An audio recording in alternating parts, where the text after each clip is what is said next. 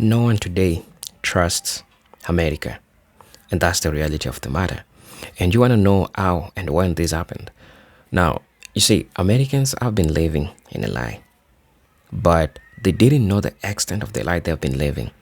So something happened. I don't know if you remember that time when there was this Chinese app that was trying to show the lifestyle of, Chinese people. And now, when there was this warning that TikTok was to be banned, majority of people went to the Chinese app.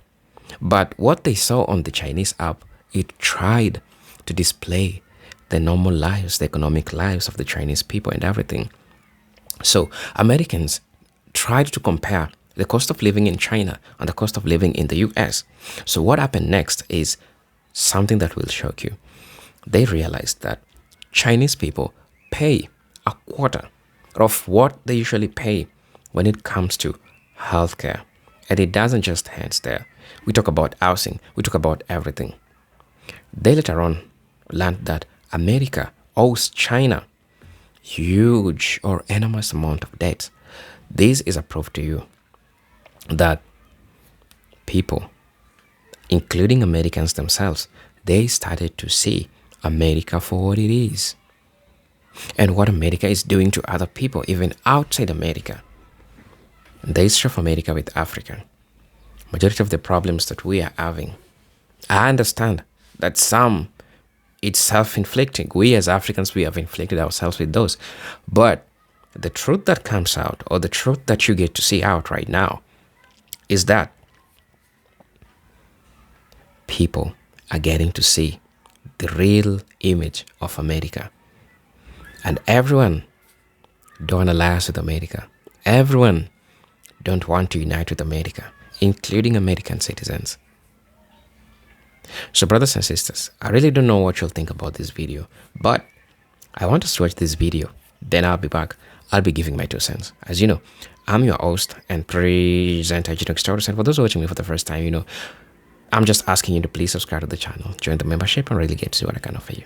But until then, let's get into it. I'll be back. No one today trusts America. You talk to the leaders in Europe, not one of them trusts America. You go to the Middle East, not one of the leaders that I've met a number of them, trust America. The only one who trusts America was a military intelligence chief of Israel. And I said, you're the only one in the world that trusts America. And his answer is, I have no choice. That means he knows that he doesn't trust America. Yeah.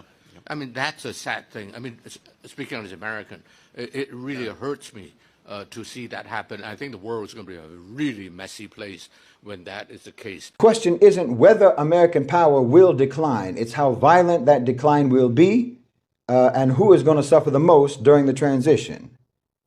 What you're seeing as policy failures are actually strategies for decline, managing decline, while preserving elite wealth, while preserving elite advantage. And the looting is intensifying because the window is closing. The police state is being built precisely because they're trying to preempt any resistance. Trump's administration isn't incompetent. Don't tell yourself that. They're not fools. They're executing a specific strategy of asset transfer and fortification.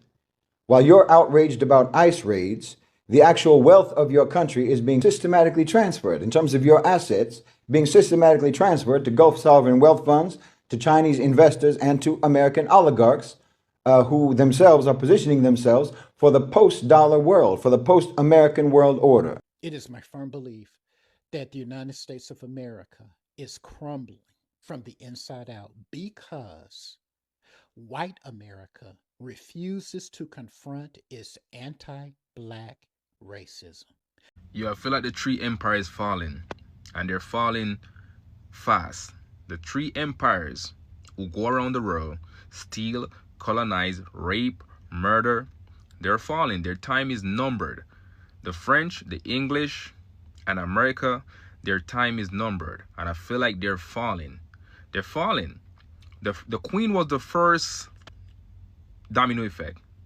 That she was the first domino effect.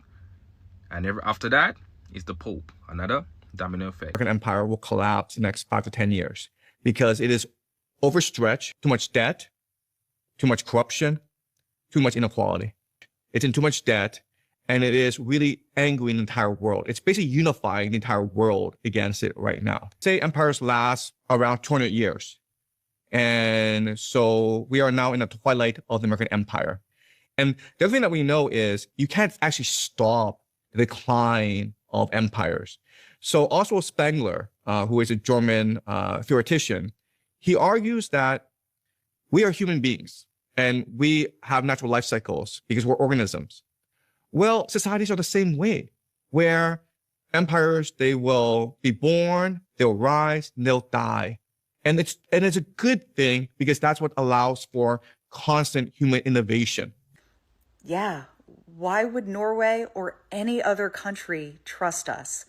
We have a circus in the White House. We don't even know who's in charge. Like, we understand that Trump is president, but is he? How much power does Elon Musk have? What is he actually in control of? What does Doge actually do? We just aligned with Russia. We're on the same side as North Korea. We have pushed away our biggest allies. We are now hated in Canada, let alone countries all over the world. My only hope is that people recognize that millions and millions of us did not vote for this. We are not in support of what is going on right now in the White House. It terrifies us, and we are scrambling to work on fixing this. So I'm starting to notice that more and more Americans are starting to come to the conclusion that America is not the hero, but in fact the villain. That America is one of the biggest bullies to ever set foot in society and civilization. That America ain't shit, to be honest. Quite frankly, America is horrible. No. In all honesty, how many international leaders has the United States CIA overthrown, captured, held captive, tortured, sent into exile, executed, all in the name of greed? All in the name of greed, or just because?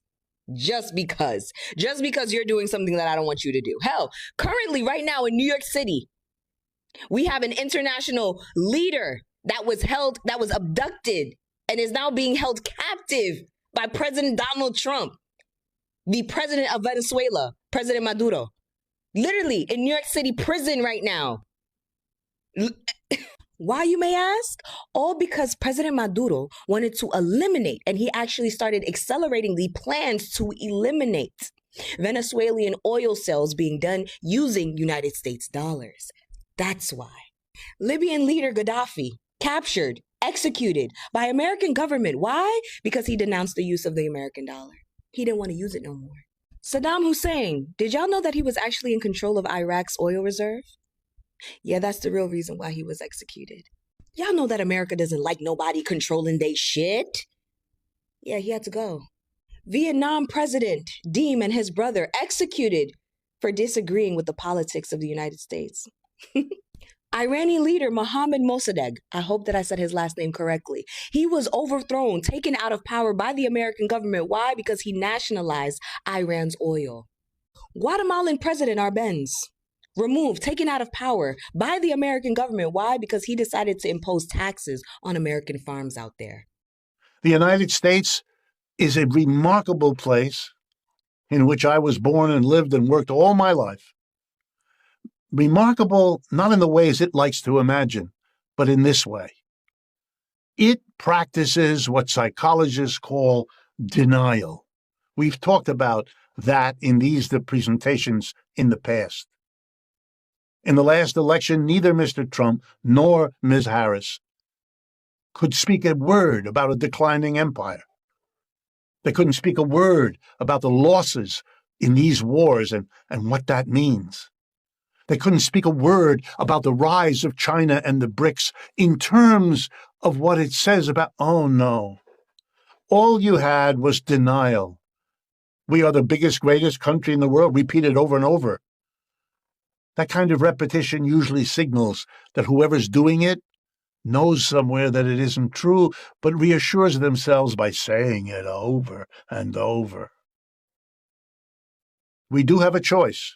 We can sit down with the emerging Chinese economic powerhouse that has already shown us it can match every American technological breakthrough by a Chinese equivalent. Nobody else can do that. The Europeans can't do it. They're acutely aware that they are unable to do it. The economic powerhouses are the United States and China, and they will either sit down and work out how to share and live in this planet together, or they'll destroy everybody, themselves included. We all know which we hope for. You don't need me to say it. But we don't have that yet. Instead, we have the United States provoking China at every turn, and the Chinese defending themselves, understandably.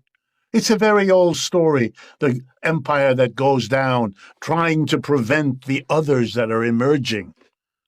Never works very long. In the end, it's kind of easy to say which way it's going to go. It's already becoming clear now. But that doesn't mean that the declining will understand or face its reality. That may take more disappointments, more lost wars, more economic turmoil at home. Our problem is our capitalist system and the decline of our empire, which interacts with our economic system so that each worsens the other. That's where we are. Very hard place to be. I'm compassionate with my fellow Americans, left-wingers and right-wingers. It's hard to go through the decline of the empire. It was so much more positive when it was rising. But that's no excuse for not doing it. We do have to face the reality. Otherwise, it will keep on crashing down on us in ways that we will be less and less able to shape or to control. And that would mean sitting down with the Chinese and working out a deal. But so far, no, we have our Seventh Fleet over there in their ocean. We fight with them over their little territory of Taiwan. We ring them with military alliances and bases. We do to them what they've never done to us. It's extraordinary. But the illusions about it, the make-believe, the ideological theater performed as this new anti-Chinese Cold War becomes our reality because the other one is gone, is faded away. And the delusion is sustained by imagining that what made the Soviet Union disappear was something the West did. It didn't. The Soviet Union didn't collapse because the West invaded it or bombed it or shot at its troops or anything like that. It fell apart of its own internal contradictions and problems that it postponed, kicked down the road, evaded until they came back and were presented as more than you could do. That's typically how societies fall apart in most cases. And why is it important to learn the lesson? Because the question that you all have to ask and answer is whether or not that isn't what's happening in the United States today. The growth period of the United States, the ride up of the empire, was a time when we encouraged and welcomed wave upon wave of immigrants. We understood they brought ingenuity, they brought energy, they brought their youth, they brought their productivity. They literally made America great. Now we can't absorb them anymore, so we demonize them. We turn them from being the agents of success into being the causes of failure. Folks, won't work. Sure, you can deport them, but it's a sign of America's lack of ability to absorb them the way it once did. Think of the irony. Mr. Trump wants to make America great again, to go back to what it was. Yeah, but what it was the welcomer of immigrants. Go take a look at what it says on the Statue of Liberty. It's a sign of decline, as there are so many. the divisions in our society, the hostility, the fact that serious people in other ways would get excited about a government that whacks the 2.5 million federal employees only because it can't get at the 20 million state and local public employees. Has to pretend it's doing everything for efficiency. No, it isn't. The corporate sector's in trouble in America and would like to enjoy tax cuts of the sort Mr. Trump gave them back in 2017. But those are supposed to expire this year, and they would have to because the government's broke. Oh no, we'll save money by whacking federal employees. What an interesting idea. The people who had the least to do with the difficulties of the American empire are the victims of its decline. I predict that at the end of this process, of this war, we will be effectively swept out of the region. We will be gone. We will lose any footing that we had in the Middle East and probably in most of the Muslim world. And it won't stop there. If you're sitting in Korea right now and you look at the way things are developing, you ask yourself, well, why do we have these Americans inside our country? We've kept them here, or they've stayed here for 70 years, ostensibly for the purpose of protecting us, but there's no evidence that they can protect anybody in the Gulf or anywhere else in the region from Iran. So why would they be able to protect us from North Korea and China, for that matter, since we insist that we're really there to deter China?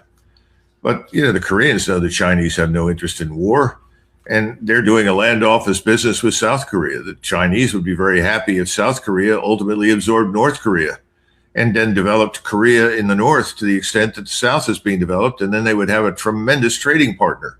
Nobody in Northeast Asia is interested in a war with anybody. The Japanese, the Koreans, the Chinese, absolutely off the table. They don't want anything to do with it. So I think right now in Korea, and I would argue also in Japan, behind closed doors, people are saying, gee, how do we get rid of these Americans? They're a liability. They're not an asset, not just in the Middle East, but also there. We're fighting against these things. We think that by bullying and threatening and destroying, that somehow or another we're winning. We're losing. This is not something to win. We're losing our position in the world. We're losing strategically. It's not doing us any good at all. And President Trump can say whatever he likes from the Oval Office. It's not going to change this. And I think Americans, unfortunately, don't understand it. And as these things develop in the aftermath of this catastrophe, we're going to see exactly what I described. The rest of the world is going to say, very politely, we really think you ought to leave. Yeah. And so one last comment. This is very important for your audience. In 1919, at the end of the Versailles Conference, a delegation from Syria, remember Syria was this newly formed state that was then supposed to be a protectorate under the French, right? And the delegation from Syria approached us and then ultimately approached the great powers, Wilson, Clemenceau, Lloyd George, and said, would the United States be willing to come and be in charge of our protectorate? We have confidence in the Americans. They will help us build an effective democratic state. Think about that. That was 1919. Can you imagine anyone in the Islamic world today, or for that matter, almost anywhere else in the global South, showing up in Washington and saying, would you consider coming and helping us build this society and build an effective liberal democratic state? I don't think so. This isn't going to be a feel good message, but it is going to be an honest one. It is my firm belief that the United States of America is crumbling from the inside out because white America refuses to confront its anti Black racism. Oh, yes, all racism and all the other isms are bad, but its fundamental terminal illness is anti Black racism. It is from anti Black racism that all of this nation's ills spring from. It is why we do not have universal free healthcare. It is why we do not have free college education for every citizen. It is why the federal minimum wage in the year 2026 is $7.25 per hour. It is why most of our state and definitely our federal, executive, legislative, and judicial bodies are not representative of the current demographic makeup of this nation. It is why capitalism is the primary economic system in the United States of America. And capitalism is the biggest Ponzi scheme ever created. Because look at who benefits from capitalism. Look at the makeup of the vast majority of CEOs of companies and businesses in this nation, and which demographic is disproportionately represented. Look at the media and the images in the media. It is anti Black racism. That is why. And if white America were to admit that it is racist, if white America were to confront it and deconstruct white supremacy that ultimately hurts them too, then all of this nation's other problems will quickly resolve themselves. Oh, yes, it is that simple. But as the past couple of major elections have shown, like every other system in this nation, our political system is irretrievably corrupt and broken. And I don't believe that there is much hope. I truly don't. I know there are people saying, no, don't give up on America, don't give up on America. How many times are we going to go through this cycle? How many times? You put a Republican in the White House and in power, and they do what they do, and they leave the nation in a mess. People put in a Democratic president who tries to correct a boat. Once white people feel secure and stable enough, their racism rears its ugly head, and we're right back in the same situation. What we are dealing with now is a result of white fright because they know their numbers are dwindling. And what scared them and what upset them and angered them is when Barack Obama was elected president, not once but twice. Once it could be considered an outlier, a fluke, but he was elected twice consecutively, freaked them out. And we are dealing with the repercussions of that. Remember in Charlottesville, they said, you will not replace us. Because, see, they believe that when they become the minority in the United States of America, in every sense of the word, they believe that they are going to be treated like they have treated Black Americans and everybody else who is not them. And that's really not only telling, but it is sad and tragic and pathological. And when I say white America, and don't forget, who created the racial caste system in the United States of America? It wasn't enslaved people. It was Europeans who decided we're white and y'all enslaved people are Black. Our humanity deserves to be recognized. Yours does not. You are lesser than. And again, that is where all of our problems stem from. And white people refuse to acknowledge it.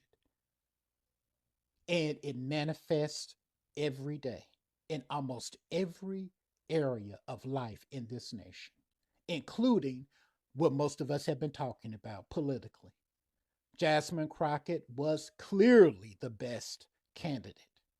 Just like Kamala Harris, it is almost ludicrous how clear it was who should be president of the United States of America. And it is not the decrepit creep that's sitting in the White House for a second time. And now we are dragged into a war. Billions of dollars are being spent waging this war against Iran.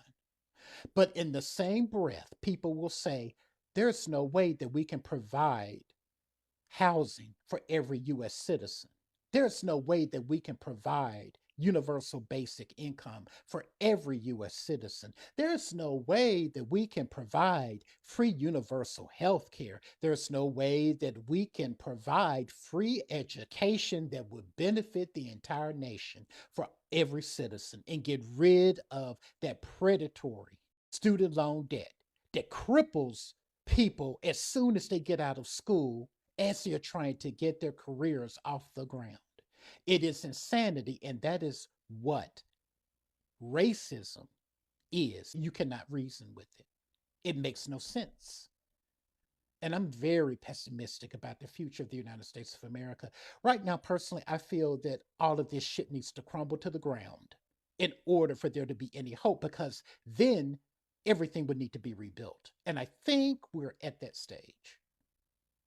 Again, I told you all this wasn't going to be a feel good message, but it is honestly how I feel, and I don't think that I'm alone.